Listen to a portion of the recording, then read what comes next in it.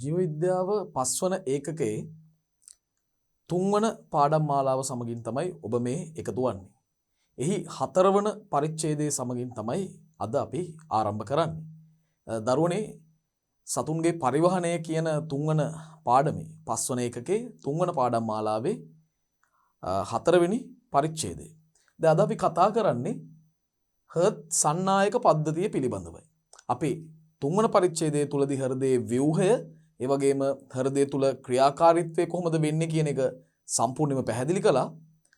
අද අපි සාකච්ඡා කරන්නේ හෘදයේ සන්නායක පද්ධතිය කියන්නේ මොකක්ද කියන එක. බලන්න. හෘදයට තමා විසින්ම විද්‍යුත් ආවේග ජනනය කර ගැනීමේ හැකියාවක් තියෙනවා. හෘදය තමා විසින්ම විද්‍යුත් ආවේග ජනනය කර ගන්න අතර ස්නායුක හෝ හෝමෝන පාලනයකින් ස්වායත්තව ස්පන්දනය වෙනවා. හෘද ස්පන්දන ක්‍රියාවලියට ස්නායු පද්ධතියෙන්වත් අන්තරාසර්ග පද්ධතියෙන්වත් බලපෑමකින් තොරව ස්වාධීනව හෘදයට ස්පන්දනය ආරම්භ කරන්න පුළුවන්. හැබැයි අභ්‍යන්තරස්ථ හෘද ස්පන්දන වේගය පිළිවෙලින් වැඩි කරන්න ඒ වගේම අඩු කරන්න අනුවේගී සහ ප්‍රත්‍යානුවේගී ස්නායු තන්තු සැපයුමක් පවතිනවා. මේ දෙවනි කාරණාවෙන් අදහස් කරන්නේ මේ හෘද ස්පන්දන වේගය අඩු වැඩි කරන්න ස්නායු පද්ධතිය දායකත්වයක් තියෙනවා. දැන් හෘද ස්පන්දන වේගය වැඩි කරන්න දායක වෙන්නේ අනුවේගී ස්නායු පද්ධතිය. හෘද ස්පන්දන වේගය අඩු කරන්න දායක වෙන්නේ ප්‍රත්‍යානුවේගී ස්නායු පද්ධතිය. ඊට අමතරව විශේෂයෙන්ම ඇඩ්‍රිනලින් තයිරොක්සින් කියන රුධිර සංසරණය ඔස්සේ ගමන් ගන්න හෝමෝන කීපයක්ද හෘදය සඳහා ප්‍රතිචාර දක්වනවා. ඒක තමයි තුන්වෙනි කරුණෙන් කියවෙන්නේ. ඊට අමතරව ඇඩ්‍රිනලින් තයිරොක්සින් වැනි රුධිරයේ සංසරණය වන හෝමෝන කීපයක් සඳහාද හෘදය ප්‍රතිචාර දක්වනවා. ඒ වගේම මයෝකාඩියමේ ඒ කියන්නේ හර්ට් පේශියේ තියෙන විශේෂිත ස්නායු පේශි සෛල සහිත කුඩා කාණ්ඩ ආවේග ආරම්භ කිරීමත් ඒ වගේම ඒ ආවේග සන්නයනයටත් දායකත්වයක් සපයනවා. එතකොට මෙතනදි මෙන්න මේ කාරණා ටික මුලින්ම තේරුම් ගන්න ඕනේ. හෘදය තමන් විසින්ම විද්‍යුත් ආවේග ජනනය කිරීමක් කරනවා. ඒ සඳහා ස්නායු පද්ධතියවත් අන්තරාසර්ග පද්ධතිය කියන්නේ හෝමෝන පද්ධතියෙන්වත් ස්වායත්තව තමයි ඒ ක්‍රියාවලිය සිද්ධ කරන්නේ. ස්නායු පද්ධතියනොත් හෝමෝන පද්ධතියනොත් නිදහසේ ස්වායත්තව නැත්තම් ස්වාධීනව තමයි හෘදය තමා විසින්ම ස්නායු ආවේග ජනනය කිරීම කරන්නේ. ඒක තමයි පළවෙනි කාරණාවෙන් දරුවෝ අපි කියන්නේ. බලන්න. හෘදය තමා විසින්ම විද්‍යුත් ආවේග ජනනය කරගන්නා අතර ස්නායුක හෝ හෝමෝනමය පාලනයකින් ස්වායත්තව ස්වාධීනව තමයි හෘද ස්පන්දනය වෙන්නේ. හැබැයි මේ හෘද ස්පන්දන වේගය අඩු වැඩි කිරීම සඳහා අනුවේගී ප්‍රත්‍යානුවේගී ස්නායු පද්ධතිවල බලපෑමෙන් මේ ක්‍රියාත්මක වෙනවා. දැන් හෘද ස්පන්දන වේගය වැඩි කරන්න දායක වෙන්නේ අනුවේගී ස්නායු පද්ධතිය. හෘද ස්පන්දන වේගය අඩු කරන්න දායක වෙන්නේ ප්‍රත්‍යානුවේගී ස්නායු පද්ධතිය. අභ්‍යන්තරස්ථ හෘද ස්පන්දන වේගය පිළිවෙලින් වැඩි කිරීමට අනුවේගී. එතකොට අඩු කිරීම සඳහා ප්‍රත්‍යානුවේගී ස්නායු තන්තු සැපයුමක් තියෙනවා.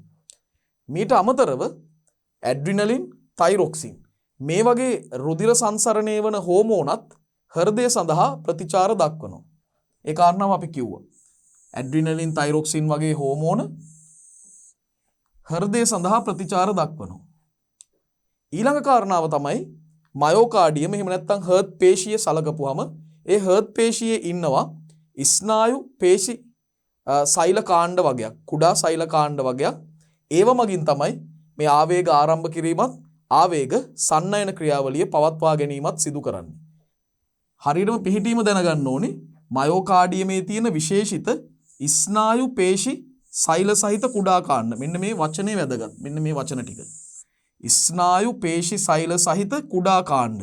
මේ කුඩා කාණ්ඩ වැදගත් වෙන්නේ ආවේග ජනනයටත් ඒ වගේම මේ ජනනය වෙච්ච ආවේගය එක තැනක ඉඳලා තව තැනකට යොමු කරන්න. ඒකට තමයි අපි කියන්නේ ආවේග සන්නයනයට දායක වෙනවා කියලා.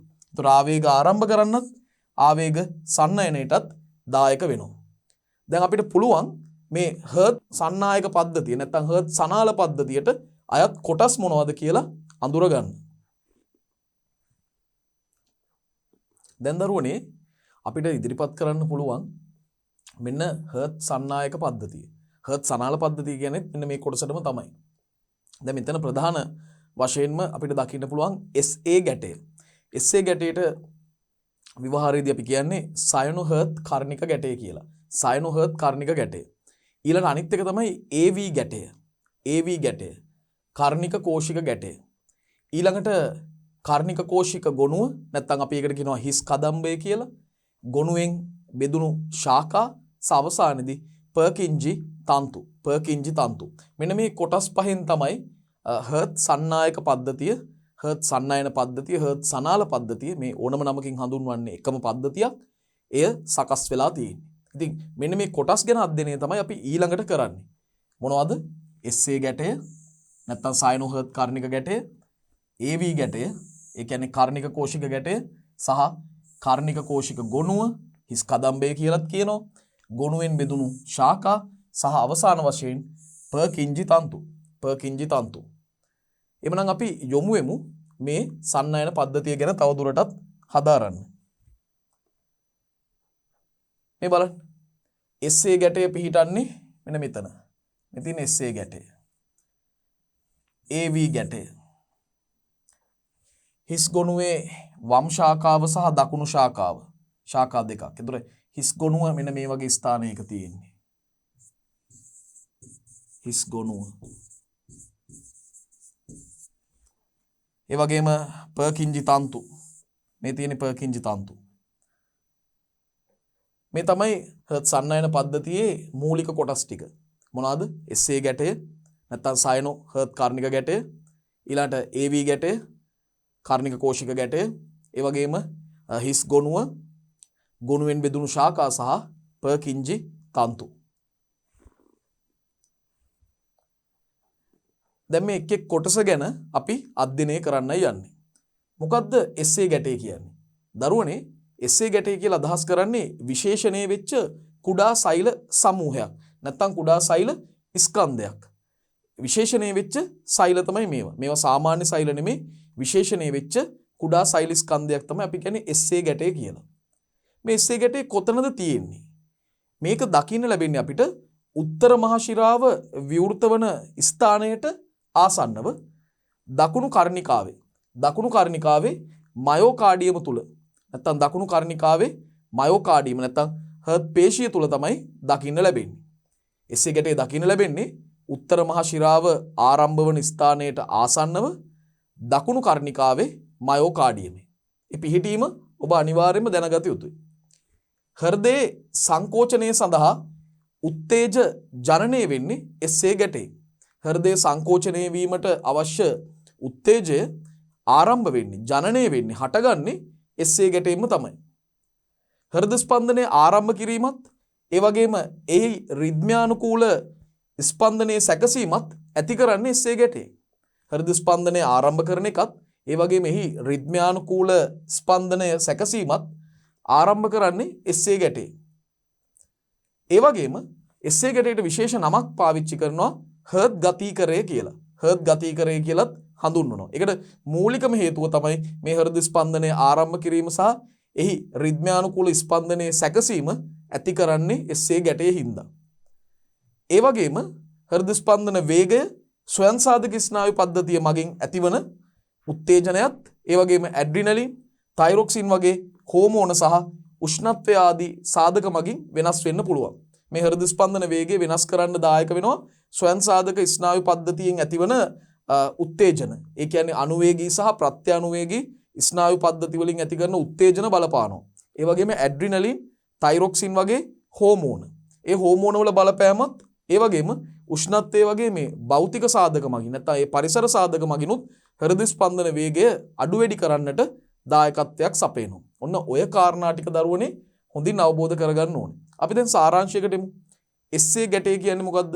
SA ගැටේ කියන්නේ විශේෂණය වෙච්ච සෛල කාණ්ඩයක්.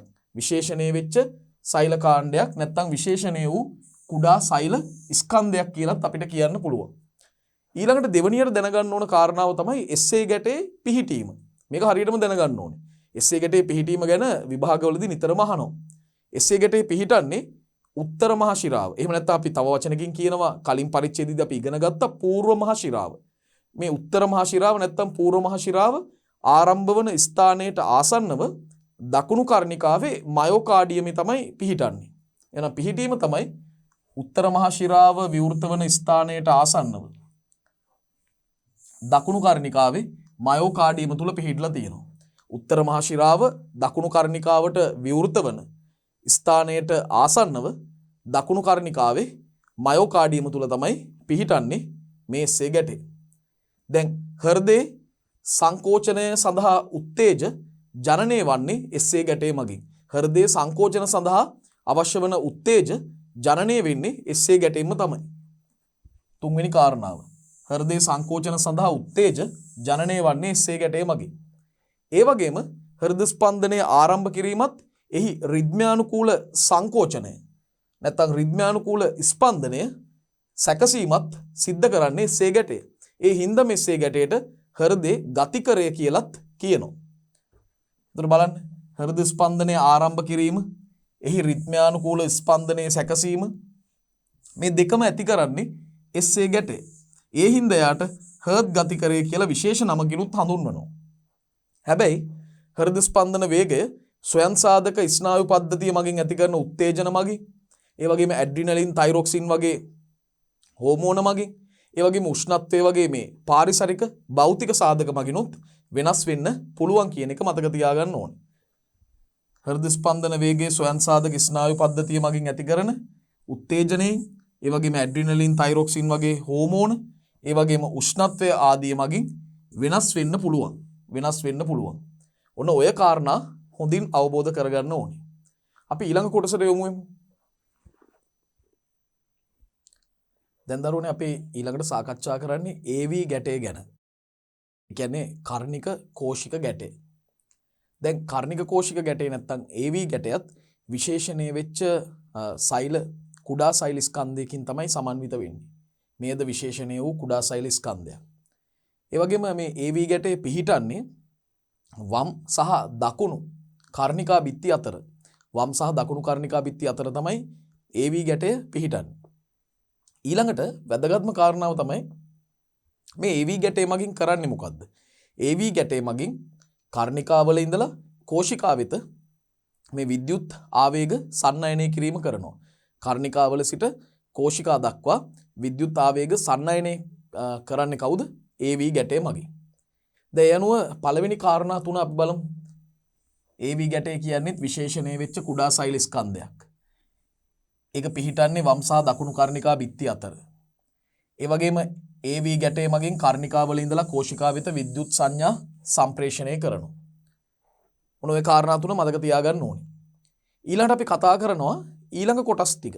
ඒ තමයි කර්ණික කෝෂික ගොනුව. නැත්නම් අපි කියනවා හිස් ගොනුව කියලා. හිස් කලඹ කියලාත් කියනවා. ඊළඟට ඒ ගොනුවෙන් ඇතිවන ශාකා සහ පර්කින්ජි තන්තු. මේ ගැන තමයි අපි ඊළඟට කතා කරන්නේ.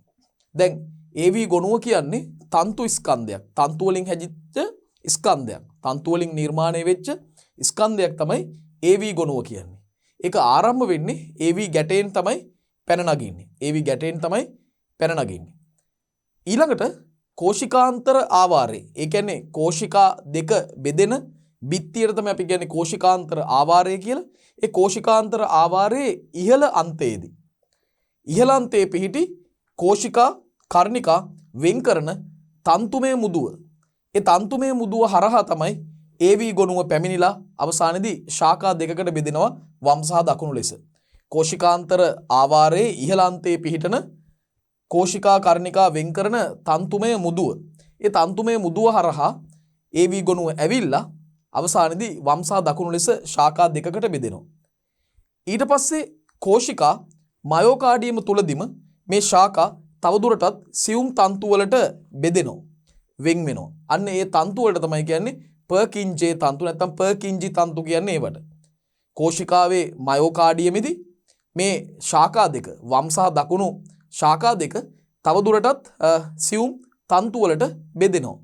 අන්න ඒ සියුම් තන්තු තමයි අපි කියන්නේ පර්කින්ජි තන්තු කියලා. මෙන්න මේ කරුණු ටික ඔබ හොඳින් මතක තියාගන්න ඕනේ. දැන් AV ගොනුව කියන්නේ තන්තු ස්කන්ධයක්. ඒක AV ගැටයෙන් තමයි පැන නගින්නේ. ඊළඟට කෝෂිකාන්තර ආවාරයේ ඉහළ අන්තයේ තියෙන කෝෂිකා කර්ණිකා වෙන් කරන තන්තුමය මුදුව හරහා තමයි AV ගොනුව පැමිණෙන්නේ. ඇවිල්ලා වම් සහ දකුණු ලෙස ශාඛා දෙකකට බෙදෙනවා. ඉන්පස්සේ කෝෂිකා මයෝකාඩියම තුලදී ඒ ශාඛා සියුම් තන්තු වලට වෙන් වෙනවා. ඒවට පර්කින්ජි තන්තු කියලායි කියන්නේ.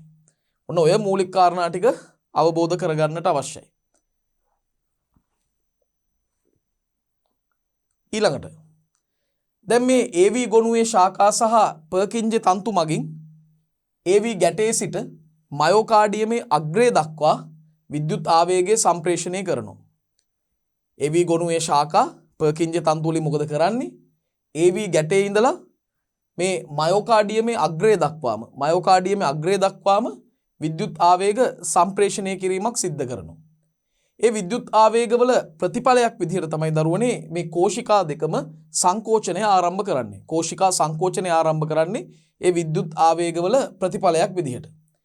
ඒ සංකෝචනය ඉහළට සහ පිටත ප්‍රදේශවලට ඉහළටත් ඒ වගේම පිටත ප්‍රදේශවලටත් විහිදිලා ගිහිල්ලා පුප්පුෂීය මහධමනිය ඒ වගේම සංස්ථානික මහධමනිය තුලට එකවර රුධිරය පොම්ප වෙනවා. මොකද කෝෂිකා දෙක සංකෝචනය වෙන නිසා දකුණු කෝෂිකාව සංකෝචනය වීමෙන් පුප්පුෂීය මහධමනියටත් වම් කෝෂිකාව සංකෝචනය වීමෙන් සංස්ථානික මහධමනියටත් රුධිරය පොම්ප වීමක් සිද්ධ වෙනවා. මේ දෙකම එකම අවස්ථාවකදී තමයි සිද්ධ වෙන්නේ. එතකොට AV ගොනුවේ ශාඛා සහ පර්කින්ජි තන්තු මගින් AV ගැටේ සිට මයෝකාඩියමේ අග්‍රය දක්වා විද්‍යුත් ආවේග සම්ප්‍රේෂණය කරනවා. ඒ විද්‍යුත් ආවේගවල ප්‍රතිඵලයක් විදිහට කෝෂිකා සංකෝචනය ආරම්භ වෙනවා. කෝෂිකා සංකෝචනය වීම ආරම්භ වෙනවා. ඒ සංකෝචනය ඉහළටත් ඒ වගේම පිටත ප්‍රදේශවලටත් විහිදිලා යනවා.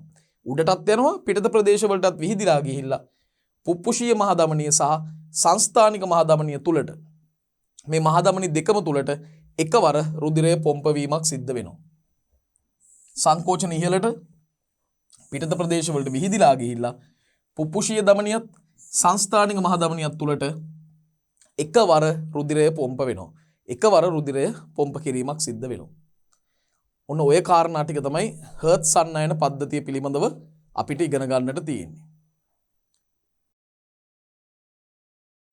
දැන් දරුවනේ අපි සාකච්ඡා කරන්නේ ජීව විද්‍යාවේ සතුන්ගේ පරිවහනය කොටසින් වැඩිපුරම ප්‍රශ්න අහන මාතෘකාවක් පිළිබඳව. ඒ තමයි හර්ට් චක්‍රය. හර්ට් චක්‍රයෙන් රචනා ප්‍රශ්න පවා අහලා තියෙනවා. ව්‍යුහගත ප්‍රශ්න සහ බහුවර්ණ ප්‍රශ්න සෑහෙන ප්‍රමාණයක් පසුගිය කාල වකවානුව තුල පසුගිය වසර 20ක කාලය තුල විශාල ප්‍රශ්න ප්‍රමාණයක් අහලා තියෙනවා. ඒ නිසා මේ කොටසෙන් ඔබට අනාගත විභාගයකදී පවා ප්‍රශ්න අහන්න තියෙන ඉඩකඩ වැඩි, සම්භාවිතාවය වැඩි. ඒ නිසා ඊටාම හොඳට දැනගන්න ඕන දෙයක් මේ හර්ට් චක්‍රය කියන ක්‍රියාවලිය. දරුවනේ මොකද්ද හර්ට් චක්‍රයක් කියන්නේ? පූර්ණ හර්ට් ස්පන්දනයකදී සම්පූර්ණ හර්ට් ස්පන්දනයකදී සිද්ධ වෙන සිද්ධීන් අනුපිළිවෙලක් තියෙනවා. පූර්ණ හෘද ස්පන්දනයකදී සිද්ධ වෙන සිදුවීම් අනුපිළිවෙලක් තියෙනවා. ඒ සිදුවීම් අනුපිළිවෙල එකට ගත්තම ඒකට අපිට කියන්න පුළුවන් හර්ට් චක්‍රය කියලා. බලන්න. පූර්ණ හෘද ස්පන්දනයකදී සිදුවන සිද්ධීන් අනුපිළිවෙල හර්ට් චක්‍රයක් ලෙස හඳුන්වනවා. දැන් මේ ක්‍රියාවලිය අතරතුරේදී රුධිරය පොම්ප කිරීමේ සහ හෘදය රුධිරයෙන් පිරීමේ එක සම්පූර්ණ චක්‍රයක් ක්‍රියාත්මක වෙනවා. මේ ක්‍රියාවලිය අතරතුරේදී රුධිරය පොම්ප කිරීමේ සහ හෘදය රුධිරයෙන් පිරීමේ එක සම්පූර්ණ චක්‍රයක් ක්‍රියාත්මක වෙනවා. මේ හර්ට් චක්‍රය යටතේ. දැන් එක පූර්ණ හර්ට් චක්‍රයක් සම්පූර්ණ වීම සඳහා ගත වෙන කාලය සාමාන්‍යයෙන් තත්පර 0.8ක තරම් කාලයක් ගත වෙනවා.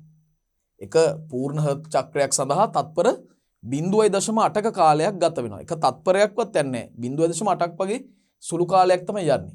ඉතින් මේ හර්ට් චක්‍ර ක්‍රියාවලිය අපිට අධ්‍යයනයේ පහසුව සඳහා කොටස් තුනකට බෙදා ගන්න පුළුවන්. එකක් කියනවා කර්ණිකා ආකුංචය කියලා. අනික කෝෂිකා ආකුංචය. ඒ වගේම පූර්ණ හර්ට් විස්තාරය. දැන් මේ කර්ණිකා ආකුංචය කියන්නේ කර්ණිකා සංකෝචනය වීම. කෝෂිකා ආකුංචය කියන්නේ එහෙනම් කෝෂිකා සංකෝචනය වීම. පූර්ණ හර්ට් විස්තාරය මේ අවස්ථාවේදී කර්ණිකා කෝෂිකා දෙකම ඉහිල්වීමක් සිද්ධ වෙනවා. ඉහිල්වීමක් සිද්ධ වෙනවා. දැන් නිරෝගී වැඩුණු පුද්ගලයෙකුගේ ඒ පුද්ගලයා විවේකයෙන් සිටින වෙලාවේදී හෘද ස්පන්දන වේගය එක ගැනත් අපිට යම් අවබෝධයක් තියෙන්න ඕනේ. නිරෝගී වැඩුණු පුද්ගලයෙක් විවේකයෙන් ඉන්නකොට ඒ පුද්ගලයාගේ හෘද ස්පන්දන වේගය කොච්චරයිද? මිනිත්තුවකට ඒ කියන්නේ විනාඩියකට හෘද ස්පන්දන 60ත් 80ත් අතර සංඛ්‍යාවක් ගන්නවා. 60ත් 80ත් අතර. ඒ කියන්නේ පරාසයක් තමයි අපි ඉදිරිපත් කරන්නේ.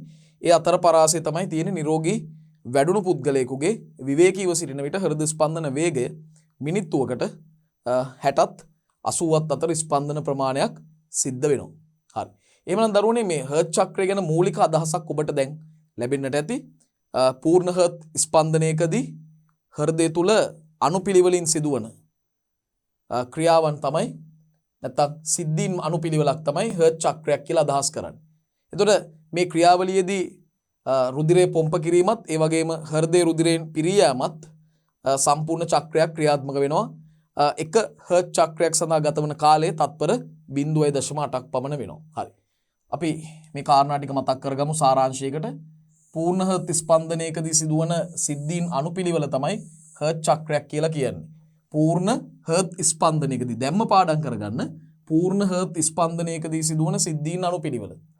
දැන් මේ ක්‍රියාවලිය අතරතුරේදී රුධිරය පොම්ප කිරීමත් ඒ වගේම හෘදයේ රුධිරයෙන් පිරී යාමත් එක සම්පූර්ණ චක්‍රයක් ක්‍රියාත්මක වෙනවා. දැන් එක පූර්ණ හර්ට් චක්‍රයකදී ඒ සඳහා ගත වෙන කාලය තත්පර 0.8යි. තත්පර 0.8යි. දැන් මේක අදියර 3කින් සිද්ධ වෙනවා මේ ක්‍රියාවලිය. එකක් තමයි කර්ණිකා ආකුංචය. එතෙන්දී කර්ණිකා සංකෝචනය වෙනවා. කර්ණිකා ආකුංචයේදී කර්ණිකා සංකෝචනය වෙනවා. කෝෂිකා ආකුංචයේදී කෝෂිකා සංකෝචනය වෙනවා. පූර්ණ හර්ට් විස්තාරයේදී කර්ණිකා කෝෂිකා දෙකම ඉහිල් වෙනවා. කර්ණිකා කෝෂිකා දෙකම ඉහිල් වෙනවා. දැන් නිරෝගී වැඩුණු පුද්ගලයෙක්ගේ නැත්නම් වැඩිහිටියෙක්ගේ විවේකයෙන් ඉන්නකොට සාමාන්‍යයෙන් හෘද ස්පන්දන වේගය අපි සැලකුවොත් එක මිනිත්තුවකට ස්පන්දන 60ත් 80ත් අතර ප්‍රමාණයක් වෙනවා. නිරෝගී වැඩිහිටියෙකු විවේකීව සිටින විට හෘද ස්පන්දන වේගය සාමාන්‍යයෙන් මිනිත්තුවකට ස්පන්දන 60ත් 80ත් පමණ වෙනවා. මිනිත්තුවකට ස්පන්දන 60ත් 80ත් පමණ ප්‍රමාණයක් සිද්ධ වෙනවා. පැහැදිලිද? හරි. දැන් එක හෘද ස්පන්දනයකදී හෘදය සංකෝචනය වෙලා ඉන්පස්සේ හෘදය ඉහිල් වීමක් සිද්ධ වෙනවා. විස්තාරය කියන්නේ ඉහිල් වෙනවා. සංකෝචනය වෙනවට කියනවා ආකුංචය කියලා. එතකොට එක හෘද ස්පන්දනයකදී හෘදය සංකෝචනය වී ඉන්පසු විස්තරණය වෙනවා. දැන් එක් සංකෝචනයකදී කෝෂිකා මගින් පොම්ප කරන රුධිර පරිමාවක් තියෙනවා. එක සංකෝචනයකදී කෝෂිකා මගින් පොම්ප කරන රුධිර පරිමාවක් ඒ රුධිර පරිමාව හඳුන්වන විශේෂ නමකින් ආඝාත පරිමාව කියලා. ආඝාත පරිමාව. හරි. බලන්න. එක හෘද ස්පන්දනයකදී හෘදය සංකෝචනය වී ඉන්පසු ඉහිල් වේ. එක හෘද ස්පන්දනයකදී හෘදය සංකෝචනය වෙලා ඊට පස්සේ ඉහිල් වෙනවා. දැන් එක සංකෝචනයකදී කෝෂිකා මගින් පොම්ප කරනු ලබන රුධිර පරිමාව එක සංකෝචනයකදී කෝෂිකා මගින් පොම්ප කරන රුධිර පරිමාවට අපි කියනවා ආඝාත පරිමාව කියලා. ඒක පාඩම් කරගන්නම අවශ්‍යයි. එක් සංකෝචනයකදී කෝෂිකා මගින් පොම්ප කරනු ලබන රුධිර පරිමාව ආඝාත පරිමාව කියලා හඳුන්වනවා. හරි. දැන් මේ chart එක තුල මේ සටහන තුල දරුවනේ දකින්න පුළුවන් කර්ණිකා ආකුංචය ඒ සඳහා ගත වෙනවා තත්පර 0.1ක්. කර්ණිකා ආකුංචයට ගත වෙන්නේ තත්පර 0.1යි. කෝෂිකා ආකුංචයට ගත වෙනවා තත්පර 0.3ක්. තත්පර 0.3ක්. ඒ වගේම පූර්ණ හර්ට් විස්තාරය සඳහා තත්පර 0.4ක් ගත වෙනවා. පූර්ණ හර්ට් විස්තාරය සඳහා තත්පර 0.4ක් ගත වෙනවා. ඒතර සමස්තයක් විදිහට එක පූර්ණ හර්ට් චක්‍රයක් සඳහා තත්පර 0.8ක කාලයක් ගත වෙනවා. තත්පර 0.8ක කාලයක් ගත වෙනවා. දැන් දරුවනේ අපි සාකච්ඡා කරන්නේ මේ හර්ට් චක්‍රයේ සිදුවීම් අනුපිළිවෙල. හරි? සිදුවීම් අනුපිළිවෙලයි සාකච්ඡා කරන්නේ. ඉතින් මේ ටික තමයි වැදගත්ම ටික. මොකද රචනා ප්‍රශ්නවලදී මේ අවස්ථා තුන ගැන තමයි ඔබෙන් විමසන්නේ. හරි. එතකොට පූර්ණ හර්ට් විස්තාරය දැනටමත් අපි දන්නවා පූර්ණ හර්ට් විස්තාරය සඳහා ගත වෙන කාලය කොච්චරයිද? තත්පර 0.4යි. තත්පර 0.4ක කාලයක් ගත වෙනවා. මොකද්ද වෙන්නේ මේ ක්‍රියාවලිය තුලදී? මේ අවස්ථාවේදී කර්ණිකා කෝෂිකා ඉහිල් වෙලා හෘදය වෙත රුධිරය නැවත පැමිණෙනවා. මේ පූර්ණ හර්ට් විස්තාර අවධියේදී කර්ණිකා කෝෂිකා ඉහිල් වෙලා තියෙන්නේ. ඒ අවස්ථාවේදී හෘදය වෙත රුධිරය පැමිණෙමින් පවතිනවා. දැන් උත්තර අදර මහා ශිරාවන් උත්තර මහා ශිරාවෙන් ශරීරයේ ඉහළ කොටස් වල තියෙන ඔක්සිජන් විමුක්ත රුධිරය නැත්නම් අපි කියනවා අපිරිසිදු රුධිරයත් අදර මහා ශිරා ඔස්සේ ශරීරයේ පහළ කොටස් වල තියෙන ඔක්සිජන් විමුක්ත රුධිරය නැත්නම් අපිරිසිදු රුධිරය හරි කාබන් ඩයොක්සයිඩ් සාන්ද්‍රණය වැඩි රුධිරය ඒ රුධිරය ගෙන එනවා දකුණු කර්ණිකාව වෙත උත්තර අදර මහා ශිරාවන් ඔස්සේ ඔක්සිජන් විමුක්ත රුධිරය නැත්නම් ඔක්සිජන් ඌන රුධිරය දකුණු කර්ණිකාව වෙත ගෙන එනවා. ඒ වෙලාවෙදිම දරුවනේ ඔක්සිජන් වලින් පෝෂිත රුධිරය පුප්පුෂීය ශිරා 4ක් ඔස්සේ වම් කර්ණිකාවට පැමිණෙමින් පවතිනවා. ඔක්සිජන් වලින් පෝෂිත රුධිරය පුප්පුෂීය ශිරා 4ක් මගින් වම් කර්ණිකාව වෙත රැගෙන එනවා. ඒ වෙලාවේදී කර්ණිකා තුල පීඩනය කෝෂිකා තුල පීඩනයට වඩා වැඩි. කර්ණිකා තුල පීඩනය කෝෂිකා තුල තියෙන පීඩනයට වඩා වැඩි. ඒ නිසාම කර්ණික කෝෂික කපාට විවෘත වෙලා රුධිරයෙන් මේ පැමිණෙන රුධිරයෙන් කොටසක් අක්‍රීයව කෝෂිකා තුලට ගලා යනවා. මෙතනදී අක්‍රීයව ගලා යනවා කියන්නේ ආයාසයෙන් තොරව ගලා යනවා කියන එක. හරි? එතකොට කර්ණික කෝෂික කපාට විවෘත වෙනවා. කර්ණික කෝෂික කපාට ඔබ දන්නවා ද්විතුණ්ඩ ත්‍රිතුණ්ඩ කපාට. ඒව විවෘත වෙලා රුධිරයෙන් කොටසක් අක්‍රීය ලෙස කෝෂිකා දෙකට ගලාගෙන යනවා. හෙමින් ගලාගෙන යනවා. පූර්ණ හර්ට් විස්තාරයේදී මෙන්න මේ කාරණා ටික ඔබ දැනගත යුතුයි. අපි සාරාංශගත කරමු. දැම්මම පාඩම් කරගමු. මේක පාඩම් කරගන්න පුළුවන්. තත්පර 0.4ක කාලයක් තමයි මේ ක්‍රියාවලිය සඳහා ගත වෙන්නේ. තත්පර 0.4ක කාලයක්. මේ ක්‍රියාවලිය තුලදී කෝෂිකා සහ කර්ණිකා ඉහිල් වෙලා පවතිනවා. හෘදය වෙත රුධිරය නැවත පැමිණෙනවා. කර්ණිකා කෝෂිකා ඉහිල් වෙලා තියෙන අතරේ හෘදය වෙත රුධිරය පැමිණෙනවා. උත්තර අදර මහ ශිරා ඔස්සේ දකුණු කර්ණිකාව වෙත ඔක්සිජන් ඌන රුධිරය පරිවහණය වෙනවා. උත්තර අදර මහ ශිරා ඔස්සේ ඔක්සිජන් ඌන රුධිරය දකුණු කර්ණිකාව වෙත පරිවහණය වෙනවා. ඒ වගේම මේ වෙලාවෙදිම ඔක්සිජන් වලින් පෝෂිත රුධිරය වම් කර්ණිකාව වෙත පැමිණෙනවා පුප්පුෂීය ශිරා 4ක් මගින්. පුප්පුෂීය ශිරා 4ක් මගින් ඔක්සිජන් වලින් පෝෂිත රුධිරය වම් කර්ණිකාවට පැමිණෙනවා. දැන් රුධිරය කර්ණිකා වලට පැමිණීමත් සමග කර්ණිකා තුල පීඩනය කෝෂිකා තුල පීඩනයට සාපේක්ෂව වැඩි.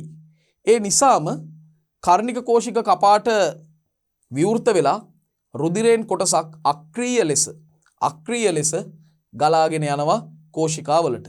පැහැදිලිද? හරි. එහෙනම් මේ කාරණා ටික අපි විශේෂයෙන් මතක් කරගමු. තත්පර 0.4ක කාලයක් තුලදී තමයි පූර්ණ හර්ට් විස්තාරය සිද්ධ වෙන්නේ. ඒ වගේම කර්ණික කෝෂිකා ඉහිල් වෙලා හෘදය වෙත රුධිරය නැවත පැමිණෙනවා. උත්තර අදර මහා ශිරා මගින් දකුණු කර්ණිකාව වෙත ඔක්සිජන් ඌන රුධිරය නැත්නම් ඔක්සිජන් විමුක්ත රුධිරය පරිවහණය වෙනවා. ඒ වෙලාවෙදිම ඔක්සිජන් වලින් පෝෂිත රුධිරය පුප්පුෂීය ශිරා 4 මගින් වම් කර්ණිකාව වෙත රැගෙන එනවා. වම් කර්ණිකාවට එනවා. එතකොට කර්ණිකා තුල පීඩනය කෝෂිකා තුල පීඩනයට වඩා වැඩි. මේ වෙලාවේදී කර්ණිකාවල පීඩනය කෝෂිකාවල පීඩනයට වඩා වැඩි. ඒ නිසා කර්ණික කෝෂික කපාට විවෘත වෙලා රුධිරයෙන් කොටසක් අක්‍රීයව කෝෂිකා තුලට ගලාගෙන යනවා. රුධිරයෙන් කොටසක් අක්‍රීයව කෝෂිකා තුලට ගලාගෙන යනවා. පැහැදිලිද? මෙන්න මේ කාරණා ටික හොඳට මතක තියාගන්න ඕනේ. මේ තමයි පූර්ණ හර්ට් විස්තාරය. දරුවනේ මම ඊළඟට කර්ණික ආකුංචයට යොමු වෙන්නයි හදන්නේ. කර්ණික ආකුංචය. මොනවද කර්ණික ආකුංචය ගැන කියන්න තියෙන්නේ? දැන් කර්ණිකා තුලට රුධිරය එකතු වෙනවා.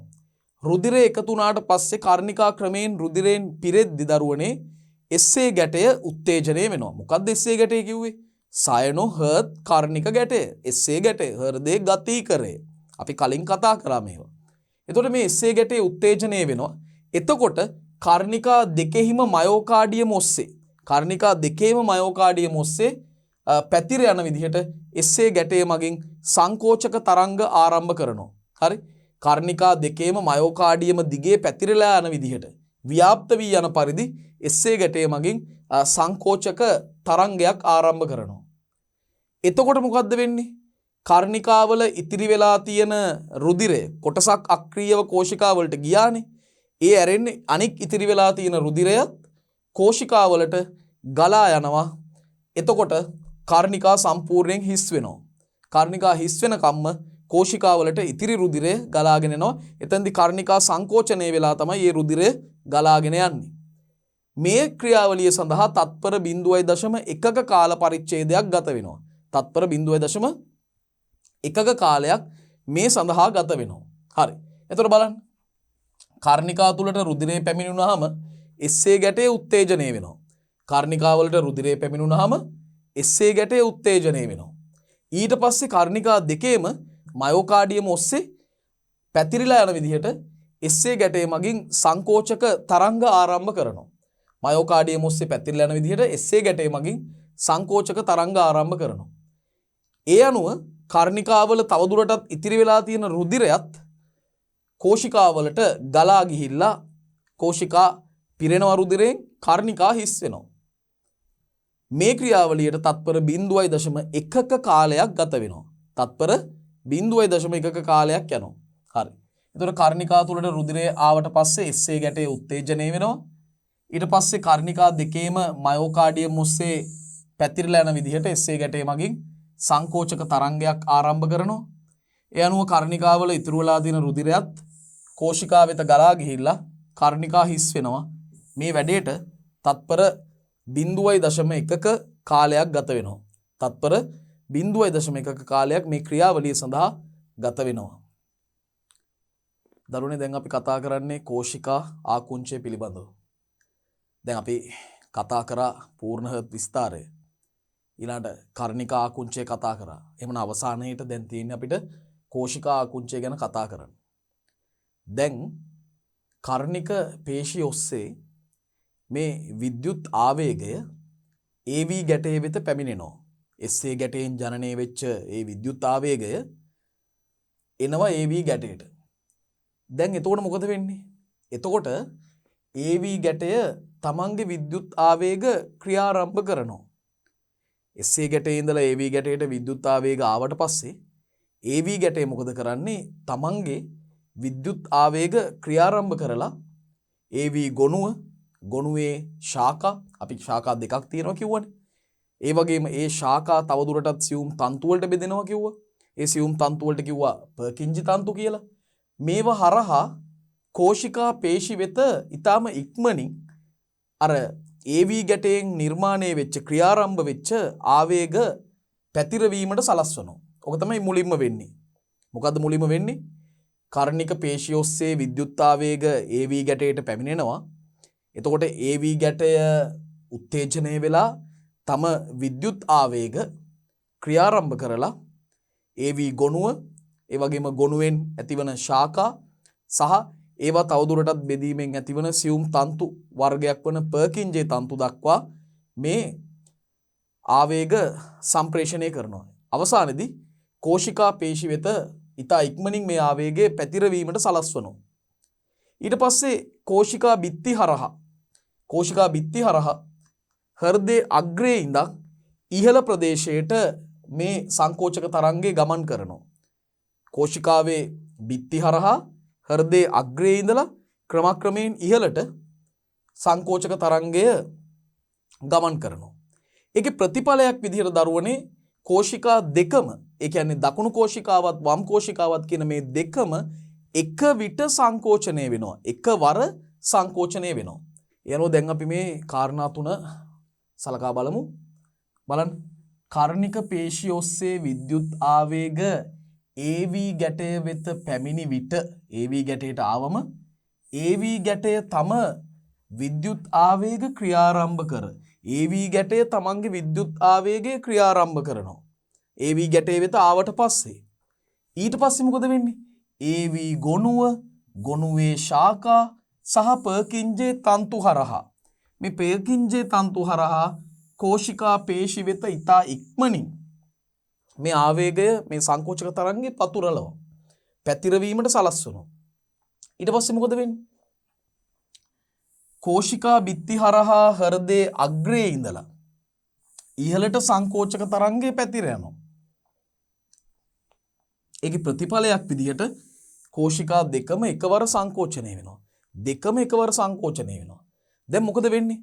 කෝෂිකා සංකෝචනය වෙනකොට කෝෂිකාවල රුධිර පීඩනය වැඩි, විශේෂයෙන්ම පුප්පුෂීය ධමනි සහ සංස්ථානික මහ ධමනි වලට වඩා.